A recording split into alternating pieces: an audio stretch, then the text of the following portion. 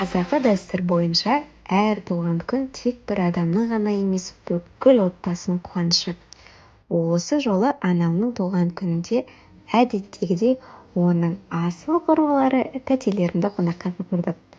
Қонақтарды дәмді ассыз қарсы алу жараспас. Сондықтан біз қазақ грилден 8 адамға арналған үлкен қызыл балыққа тапсырыс бердік. Ойыңызда неге адам санынан 2 есе көп деген сұрақ тұрған болар. Бұл балықтың дәмін бір татқан адам қайта жегісі келеді.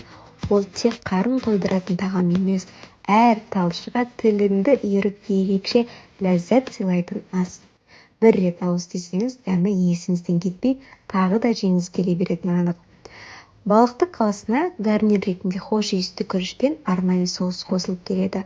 Мұндай мерекелік кездерде біз әрдайым қазақ грилге сенім артамыз.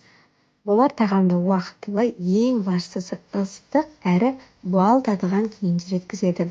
Кешіміз көңілді, дастарханымыз берекелі болды. Әр күніміз осындай шаттыққа толы болсын.